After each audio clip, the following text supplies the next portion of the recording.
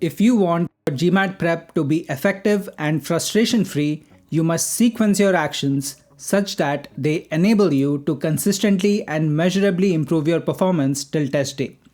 Without a thought-through plan, you might see initial improvement in your GMAT performance, but it will quickly be followed by a long plateau, or worse, a drop in your performance, putting you back at square one. Let me demonstrate how you can do this as I prep to score a 99 percentile score on the GMAT a second time. This is day 12 of my GMAT prep. In line with my study plan, I will dive straight into the quant section and solve problems from the GMAT official guide. Broadly, I divide my prep for every section into two sub-phases. First comes the accuracy phase and then the velocity phase. In the accuracy phase, you must measure time reactively, meaning you measure the total amount of time you spent on solving a given number of problems instead of limiting the amount of time and then solving as many problems within that time frame as possible. Let me translate that into actionables so you can understand this key principle. Working on accuracy should be your first step in preparing for any particular GMAT section. When you're working on improving your accuracy on a given section of the GMAT, you must design your study sessions by choosing the number of problems that you want to solve in every study session. You should measure time using a stopwatch instead of using a countdown timer to restrict the amount of time in the session overall. We know that the GMAT has 21 questions on the quant section on the final test. Referring quickly to the GMAT official guide, I see that the quant section has 228 practice problems. So if I wanted to practice approximately 21 problems in every practice session, I can create approximately 10 practice sets using the 228 problems in the GMAT official guide. The way I'm going to create a practice set is straightforward. Today I will solve questions 1,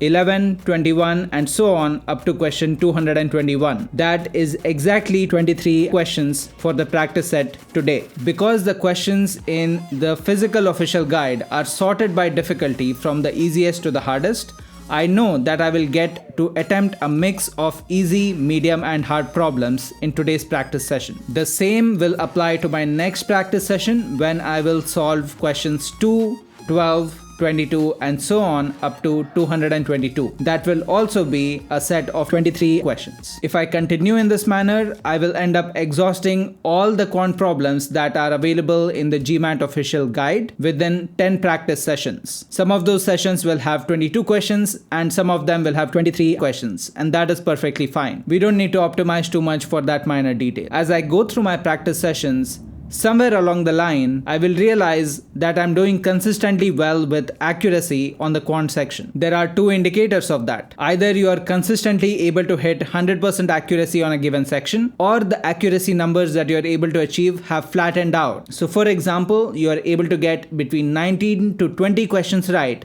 out of 21 questions for several consecutive practice sessions. Unless you are able to identify ways to further improve your accuracy, it is a sign that you've reached a plateau and you are better off transitioning your efforts towards improving your velocity. At that point, I will make alterations to the way I approach my practice sessions so that I am able to work on improving my velocity while remaining consistent on the accuracy that I've been able to achieve. With that said, time to solve some GMAT problems.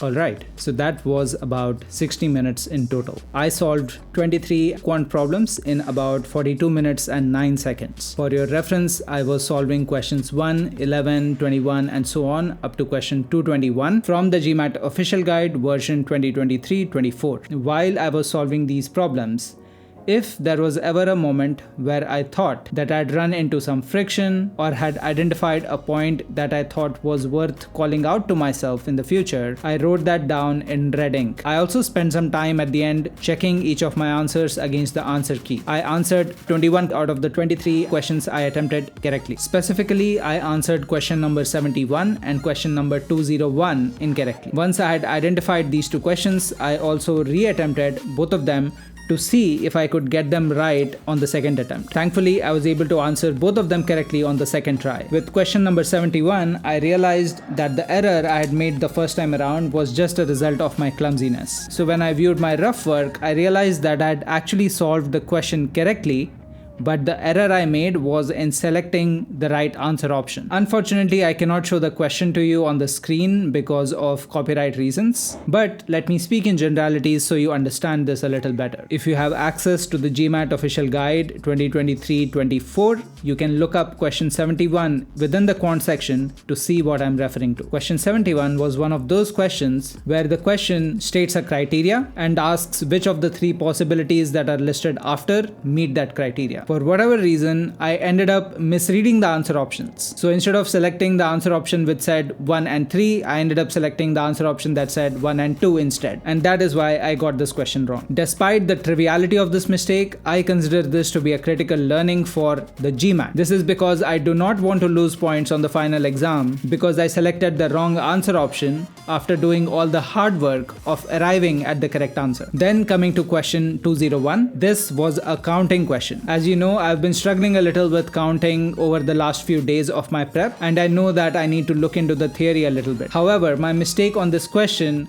had more to do with me misinterpreting the question and not being unfamiliar with the problem-solving approach. Speaking once again in generalities, this question described a context and ended with what I would like to call twisted verbiage. Think of it like this. You're given a bunch of objects. Exhaustively, you can arrange them in X ways. However, you can impose certain constraints on the manner in which the objects can be arranged. For example, you can say that the object of type A should always occupy position number 2, while objects of type B should always occupy positions that are odd in number. The number of arrangements without any constraints might be X, but once you impose those constraints, the number of possible arrangements drops to Y. Obviously, Y in this case would be a subset of X. In the last part of the question was asking me to calculate Y, but because I misinterpreted the question, I ended up calculating X and selecting the answer option according to that. However, when I revisited the question, this time I knew that I had made some mistake the first time around. So I was a little more deliberate in reading the question and thinking about what is it that it's actually trying to ask. And when I reattempted it, I realized that it was actually asking for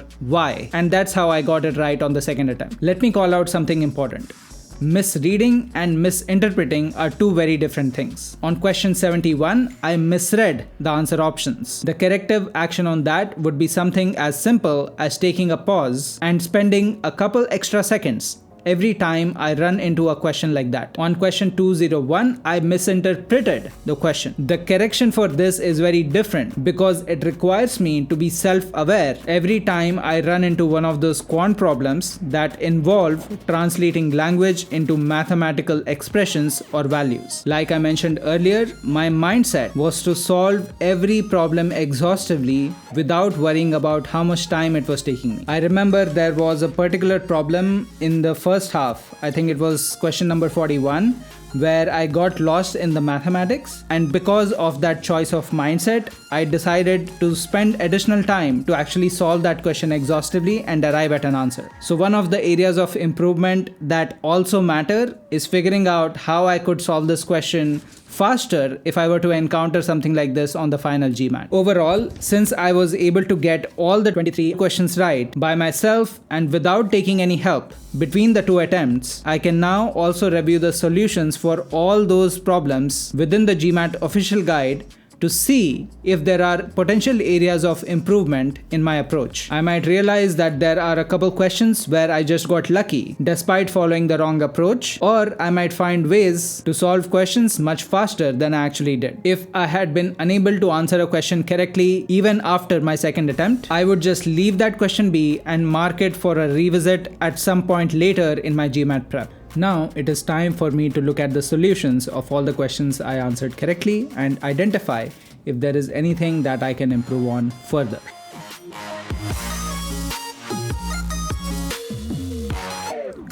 Alright, So I spent about 20 to 25 minutes in that exercise. Just 2 points worth stating. I think I can do much better at divisions and multiplications whenever large numbers are involved. For me, this was a specific issue on problem number 41 where I ended up spending a significant amount of time during the practice session. Second, on question number 101, there was a moment where I made a minor error by miscounting something. I almost arrived at the wrong answer and then realized that it was not even one of the options on the question. I like to think I got lucky in that case. Going forward, I want to make sure that I don't make such trivial but fatal mistakes. Outside of noting these points, I have also made a list of question numbers that I think are tricky and which I would like to revisit again in the future. This list is customized to me, so I'm not going to state those question numbers out to you. My recommendation is that you make a note of such question numbers for yourself, depending on what your experience has been on your practice sessions as well. Next, I'm just going into my next practice run. This time, I'm going to be attempting questions 2, 12, 22, and so on. Let's go.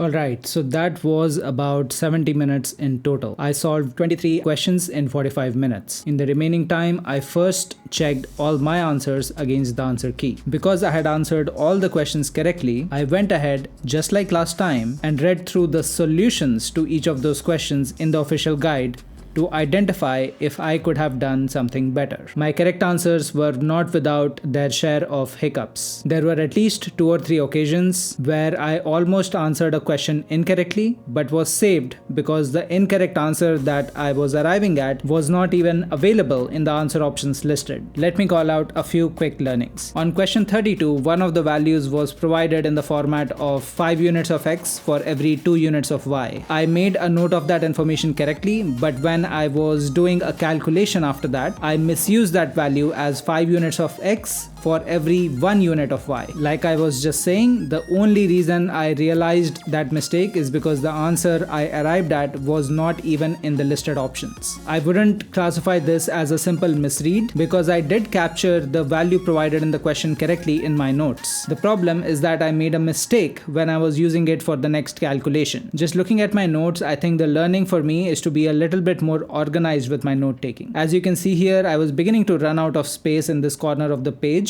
while solving this question. I think this can simply be addressed by being a little bit more liberal with using the scratch pad. So as you can see, once I moved to the next page and was a little more liberal with using space, I was able to get to the right answer pretty easily. On the topic of scratch pad use, there are several nuances depending on whether you decide to take the GMAT at a test center or whether you decide to take it at home. I will cover those nuances in a future video or resource and link that somewhere up here. Then on question number 112, I made another trivial error where I cross multiplied a value incorrectly. So in simple terms, I took a value such as 0.5 and then transformed it into 5 by 100 instead of 5 by 10 when I needed to cross multiply it. Once again, realized my mistake here just because there was no answer option corresponding to the number I was arriving at the end. Then coming to question number 182, I had a minor moment of confusion where I was entirely lost on whether or not the number 1 is considered to be a prime number. Thankfully, the question had some piece of data where I didn't really need to be sure about that, so I was able to get to an answer any which way. But I have since confirmed from looking at the solution that according to the GMAT, the set of prime numbers starts with 2. That said, on this question, I could also have been a little bit better organized with my scratch pad because I did find myself a little confused even while I was solving the question. There were also a couple other questions where I was able to identify